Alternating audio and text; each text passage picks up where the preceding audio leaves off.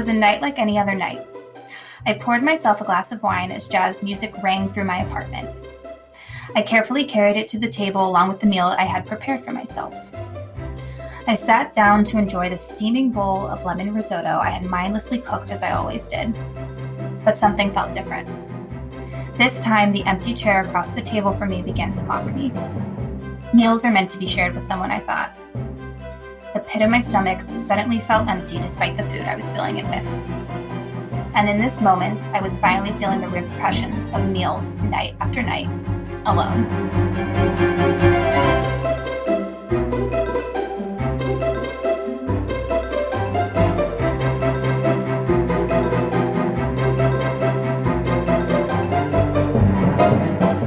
I'm Pamela Portnoy. I'm Alexa Marie Anderson. And no one's okay.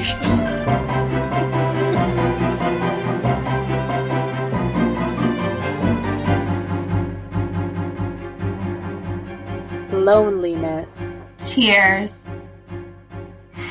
One singular tear.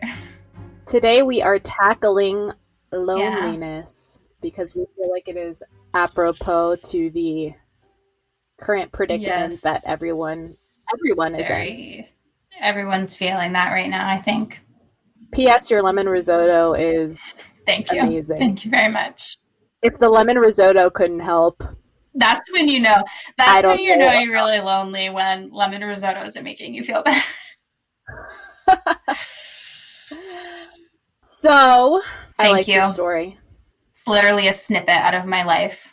I've been really resisting doing this episode because everything that I've been trying to do to stay mentally okay, basically I didn't want to lean into this any more than I already was.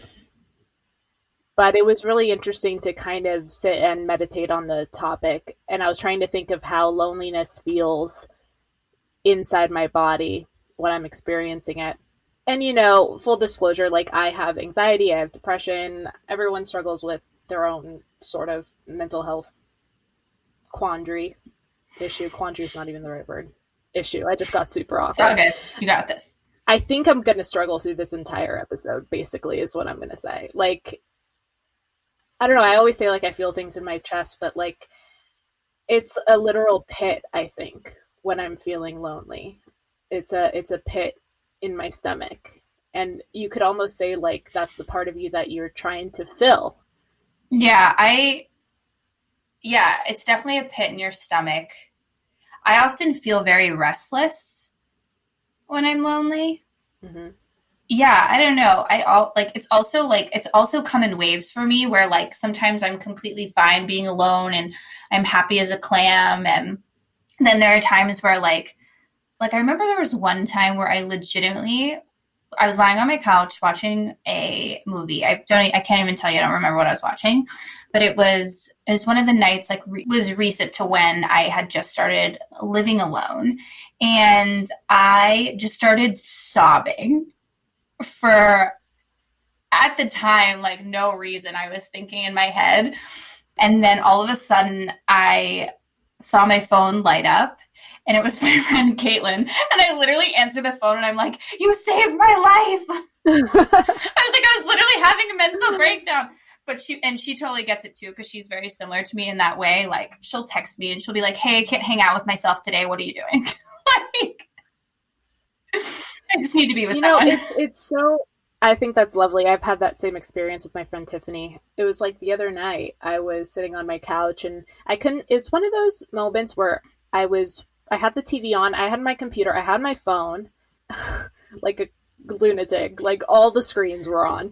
And I was just staring out into space because nothing was entertaining me. Nothing was helping distract me. I was just kind of staring at the wall. Then my friend Tiffany FaceTimes me and I'm like, oh, thank God. And like we chatted for 2 hours and had the like most hysterical conversation. And that was like the only thing that really helped. I almost feel ashamed to admit it because I try really hard to stay on top of my mental health. I go to therapy. I do all kinds of things. And admitting that sometimes it's hard to sit with yourself is kind of frowned upon in society. They're like, well, you should be able to sit with yourself. And I can. I'm an only child. I've done it for years. I know how to like entertain myself for the most part, but sometimes it's overwhelming when you're feeling lonely. I became very comfortable with myself over, like, I think just like within the last year. But I also think it's okay to be like, I want humans in my life. I need human interaction right now. Listen, I think life is meant to be shared with people. And I think you should be comfortable with yourself and being alone. But I also think it should be uncomfortable sometimes. You're a human. You want human interaction. Like in my story, like talking about like, you know, eating alone. Like, I mean, especially in my house, like I grew up, you know, meals are meant to be shared. Food is meant to be shared. That's like part of our culture. Mm-hmm. I sat down for family dinner every night with you know, my brother and my sister, my mom, my dad. And so like, for me, that was the hardest thing. And that's why I play the jazz music. And I have my little like ritual with the risotto and the wine and all of that stuff. Cause it's like, I'm compensating for what I'm missing out on. And especially now with Shane being here, I have to sit down with him to eat meals every night. And it was such a great feeling. Like, I just never even realized how like affected I was by eating alone. So I don't think it's shameful or frowned upon to be like, hey, like, I'm lonely. I'm sad because I'm lonely, because I truly believe life is meant to be shared with people. It's about making connections and, I don't know, sharing experiences. So human beings are social creatures. Yeah, absolutely. Absolutely. So I think I think like us talking about this, I think it's like also normalizing the fact that like it's okay to be lonely. Yeah, I think it's part of the human experience. You know, I know you're someone like me that enjoys taking yourself out on dates. Like, yes. Back in the day when the movie theaters were a place we could go, I used to take myself to dinner and a movie. I used to take myself to dinner and the theater alone. And it would be like a whole ritual date night that I would have with myself. I would like go get a cocktail, I'd have dinner, I'd go to the theater, I'd go get dessert, I'd take myself out. And I had no problem with that. And, you know, I enjoy that time, but sometimes I think it's okay. And I think it's normal to feel like you need that interaction. Absolutely. Absolutely. And like, well, and also like layer on the fact that like we can't even go to the movie theater right now. I was thinking about the other day, I was like, wow, how great would it be just to like sit in a movie theater with like a giant bowl of popcorn? Like, that's all I want right now. That would be amazing. Oh, but you know, we're stuck in our like apartments mostly, like seeing the same thing. Like, yeah. I'm looking at the same stuff. I've been reading a lot more, so that helps a lot. And I always, if I'm feeling lonely, which I encourage anyone to do, reach out to someone, chat with them, FaceTime with them, talk to someone. I know this time is really hard for everyone on mental health, so I just wanted to say that. I'm not a therapist, but like, I think it's really important to talk to people if you can. Just pick up the phone, text someone. Yes. Call someone. Yes. FaceTime them. It's almost as good. Yeah, I'm getting a little sick of the FaceTime though now. I'm a little bit sick of it. I'm like, where are the real people? Though? I'll say it's almost as good, but it's really not. Like, I remember at the beginning of quarantine, there was like 2 months that I didn't touch a human being. And that's a skin, like, this is going to sound so gross, but I heard this term somewhere, like skin hunger is like a real thing. Skin hunger. I heard someone use that phrase. That is fascinating. Like, you want to cuddle, you want to hug, you want to touch. Like, it makes a difference. Yeah. Oh, for sure.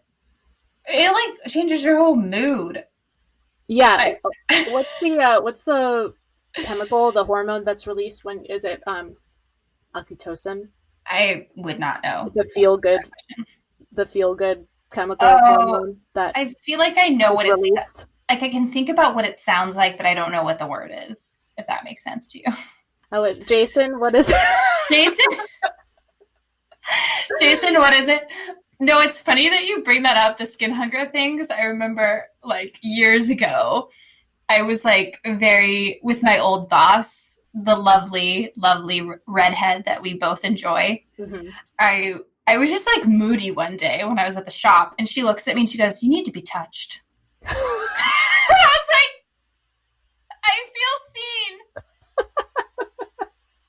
I was like, she knows.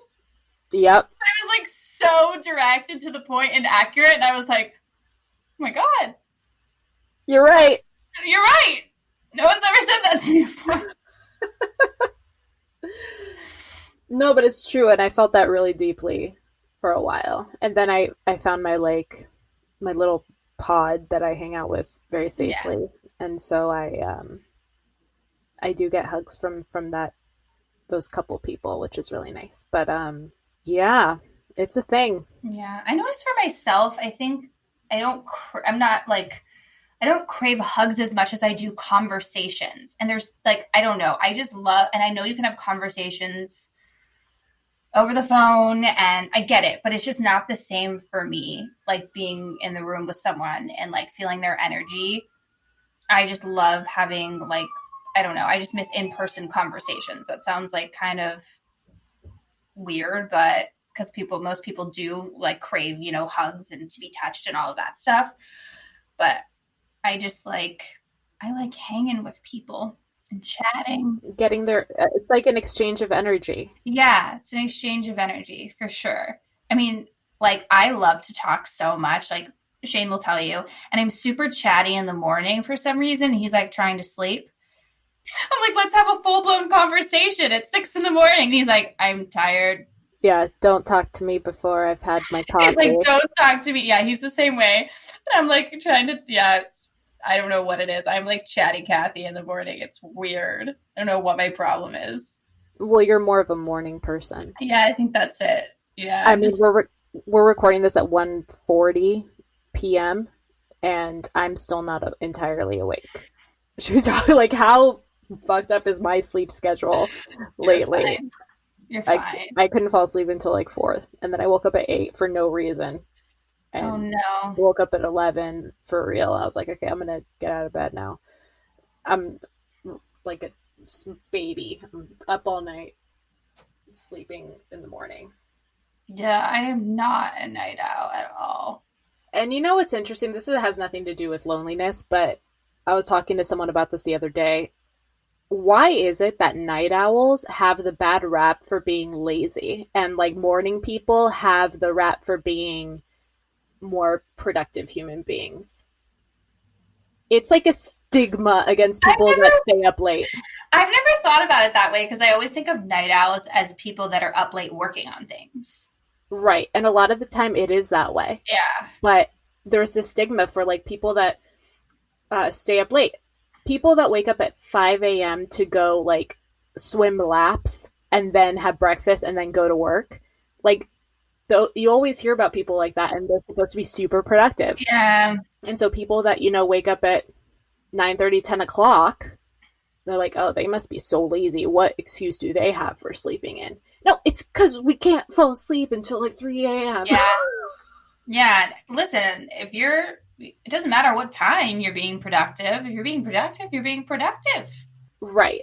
And like last night I was struggling so hard. It was like 2 a.m. and I was doing dishes and I was wide awake. See, there you go. Some people do dishes at 6 a.m. Some people do dishes at 6 a.m, but they haven't slept yet. I mean, yeah. So I've been struggling with that. That's been part of it. And I think being up at those hours, loneliness can sometimes it's great being up at those hours because there's something sparkly about it, but sometimes that increases the loneliness. See, I think I feel lonelier at night, which is maybe why I am a morning person. Like I'm like, put myself to sleep.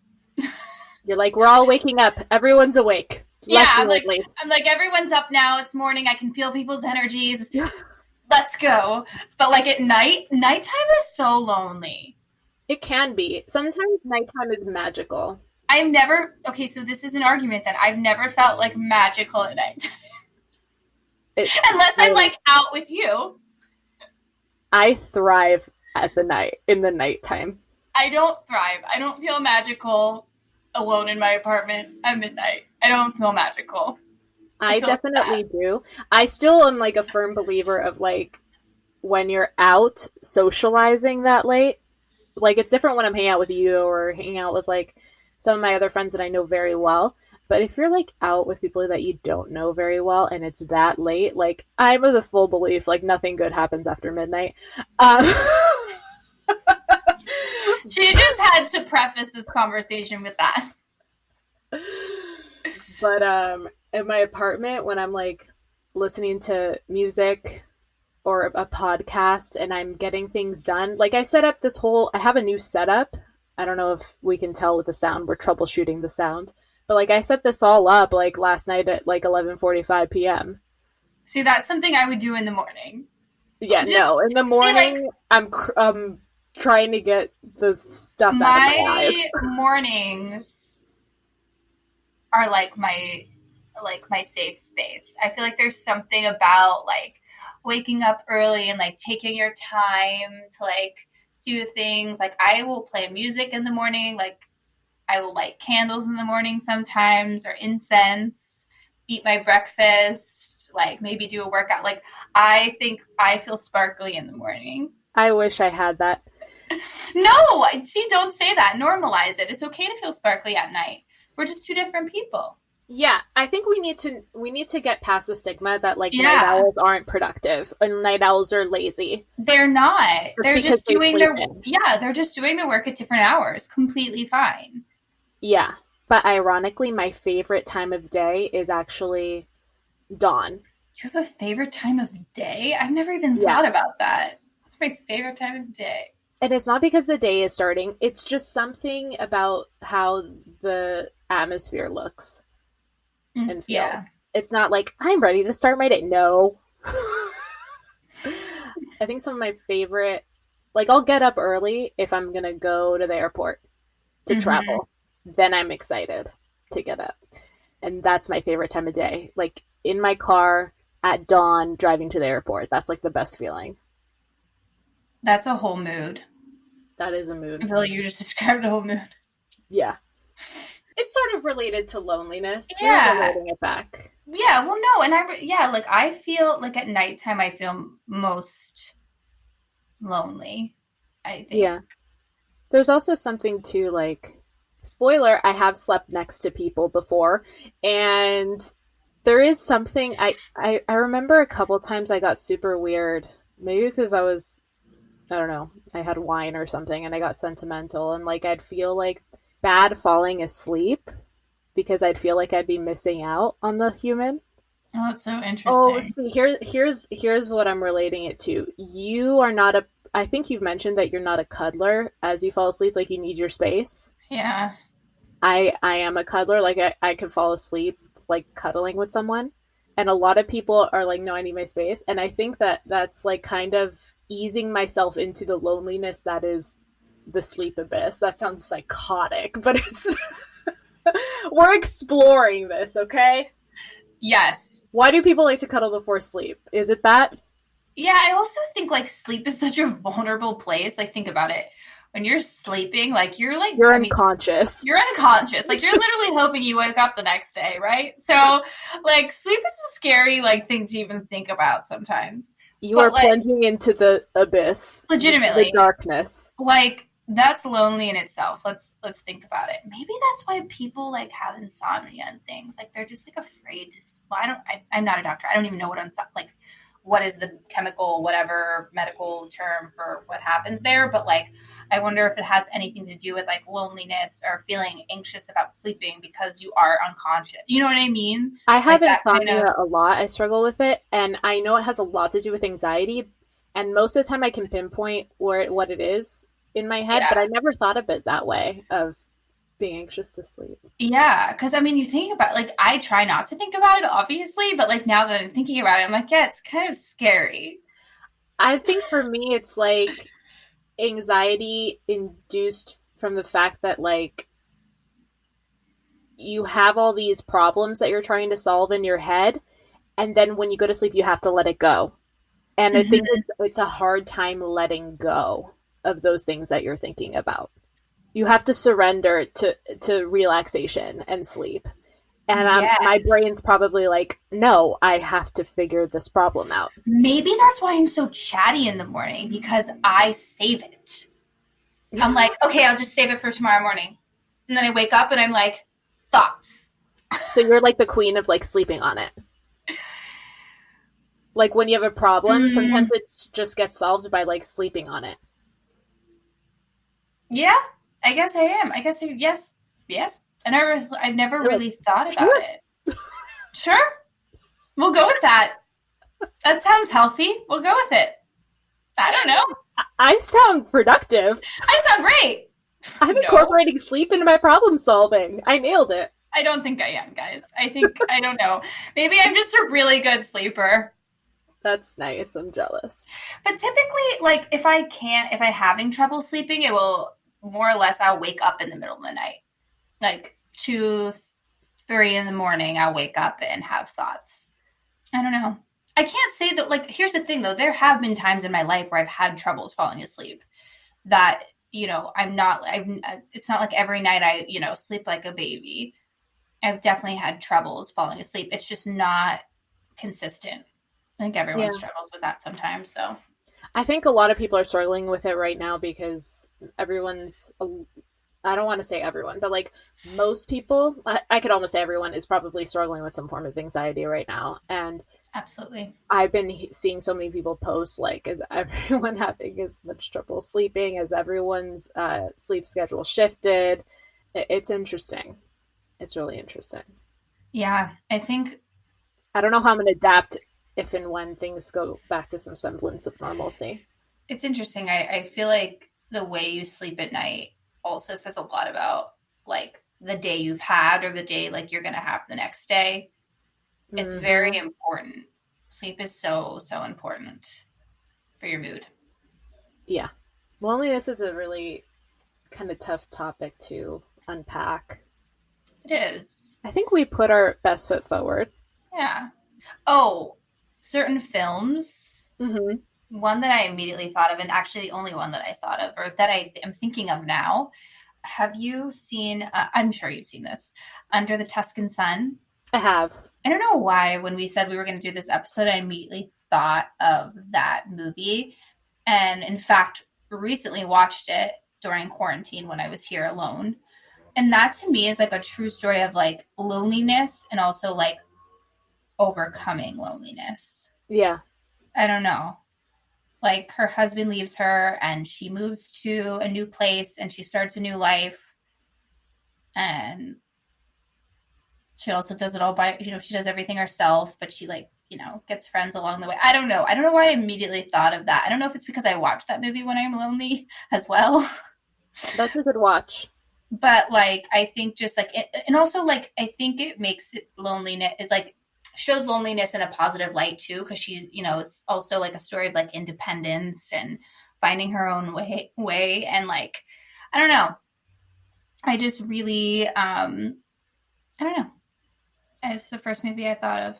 And one thing that when I think of that movie, I think of her fixing up the house and diving into something super, productive, something that you're interested in, something that you're invested in can really help. Yeah. It's so funny too, like in that movie, like when she stays in the house by herself and that like big storm comes and like everything is, I don't know. It just makes me think of like, I don't know, like nights I've had here by myself when like we've had like earthquakes, like, and I'm by my, you know what I'm saying? Like, I don't know. It's just very relatable, a woman, on her own, whatever. But yeah, that's what I thought about. Why is Diane Lane always in movies where she is in a house and a storm comes? You're right. She always is. It's her thing. She's really good at it. Nights in Rodanthe. Yeah, I know. I was thinking the same thing. Yeah, she's always, I don't know. That's so funny. I was thinking about, have you seen Interstellar? Matt McConaughey, Jessica Chastain. I Anne Hathaway. have.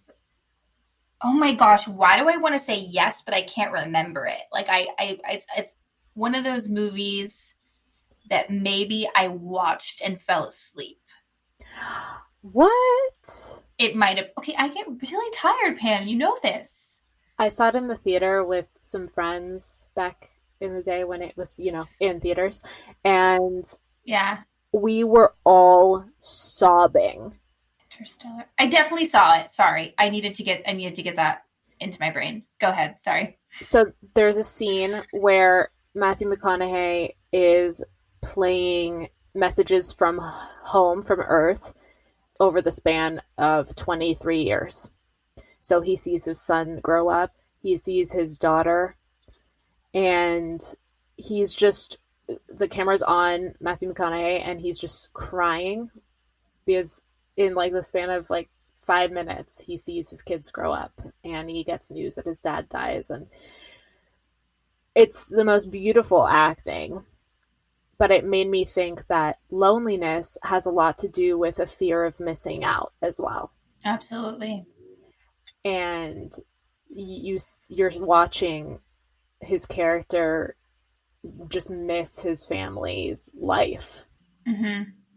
I was watching it this morning before we hopped on, and I was watching the part where his daughter, played by Jessica Chastain, hops on, and I think it was like the first message that she had sent him, but she hopped on because it was her birthday, and she said, "Today's a special birthday because I'm the age you were when you left Earth, and you said that you might come home and we'd be the same age."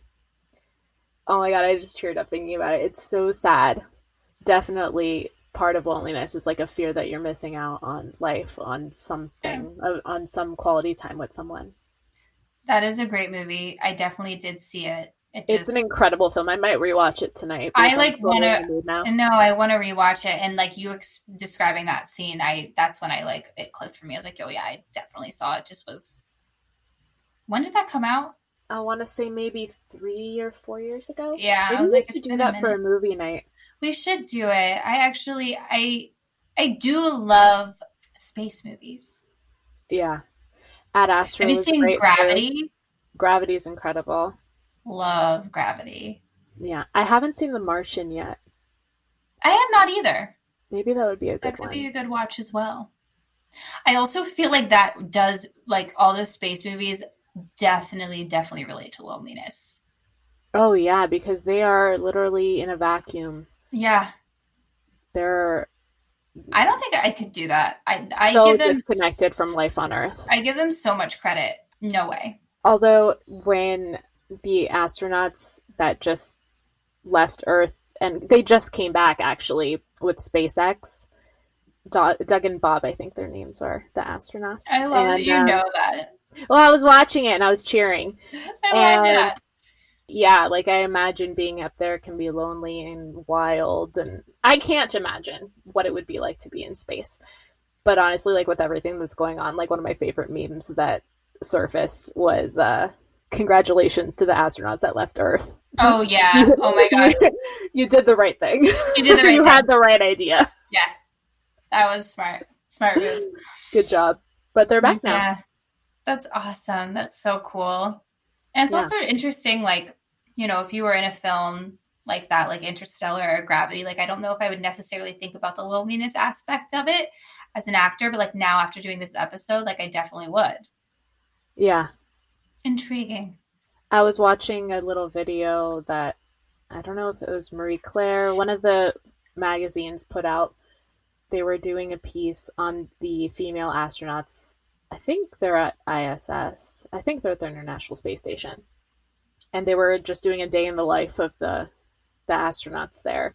They're showing us like how they wash their hair in space. Oh wait, I think I like did a squirt bottle. Yes, I think I did see like a video or a clip or something. I imagine it's like incredibly rewarding, the work that they're doing, and they're doing like incredible things for science and for humankind. Absolutely. But I imagine like being somewhere with the same couple people. I don't know. Like you can't just leave if you're having a fight with someone. You can't just go. Yeah. No. That's gotta be tough. Which I know, like, a lot of them, like, well, all of them probably had to, I don't know anything about the space program, so I'm just guessing.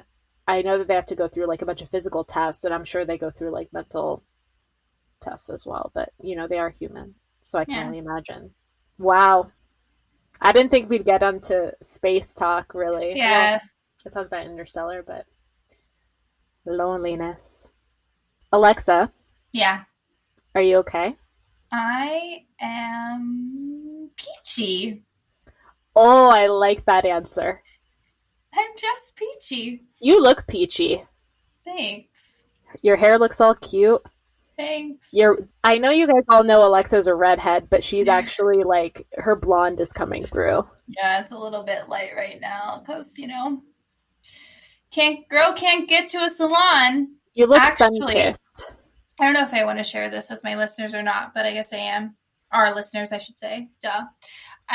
Speaking of salons, I bought some wax strips Oh no. for For what? for Please don't tell why? me. Okay, I well, hope you tested it out on a part of your body that isn't that okay, sensitive. so not yet. I First. mean, I haven't even tried it yet. So Flamingo, do you know the brand Flamingo? I'm not familiar with waxing brands, no. Well, it's actually a razor. So do you know Harry's razors? No. Okay. Well then, never mind. But Harry's razors, they used to sell them online only, and they're just like less expensive and really nice razors. Basically, that was their thing. And they recently came out.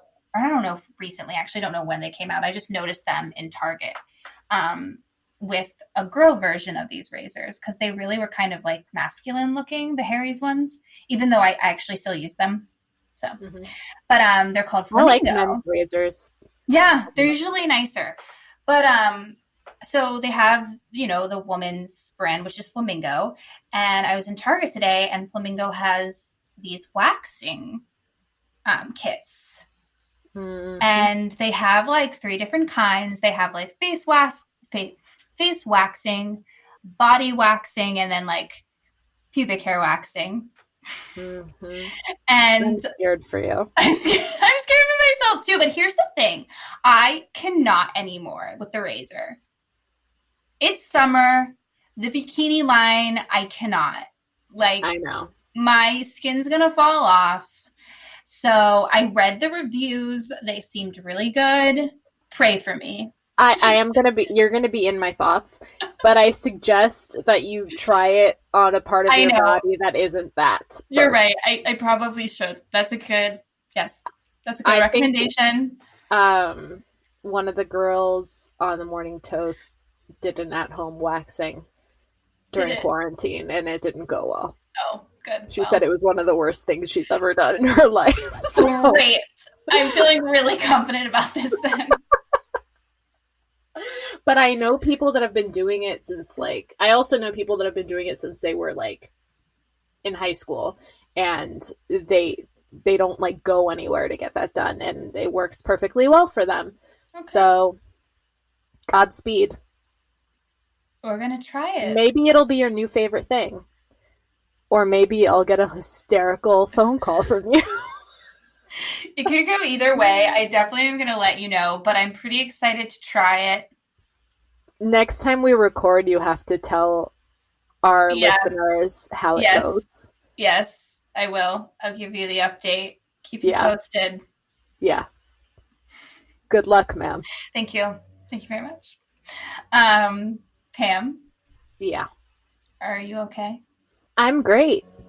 Except for the leaf blower that's on your side. Guys, I'm done. I quit. I give up. Honestly, okay, what time is it? Guys, it's 2:04 on a Monday. Don't they normally do these things in the morning? I think any time of day works for the leaves. But I'm great.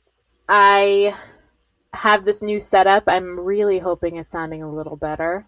I was very productive last night. Did a ton of dishes. Made this little sound booth. And I've been just reading a ton. And I always feel good when I'm doing things to improve my mind and to stay productive. I just read The Importance of Being Earnest by Oscar Wilde. No! Why am I saying The Importance of Being Earnest? Wow, my brain just exploded. I was like, no, Picture of Dorian Gray by Oscar Wilde. No. And it was excellent. Did I mention that on a previous show? I'm losing my mind. And you guys, I know that I wanted to, before we close, I just wanted to say this again. Like, if you're feeling lonely, if you're feeling sad, that's really normal for everything that's been going on. And just talk to someone. Reach out. Yeah. It really makes a difference. Don't be afraid to. Everyone's going through this. I think we're going to go now. Yes. Alexa's not happy. All right, you guys. Thank you.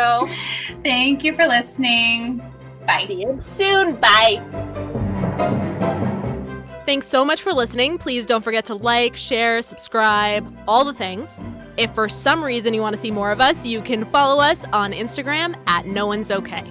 And a special thanks to Jordan Ross Weinhold, Sean Moore, Jason Crow, Claire Palmer, Jackson Palmer, Tiffany Haymoff, Shane Rings, James Liddell, and our podcast is recorded at Soundworks Studios. We can't wait to meet you!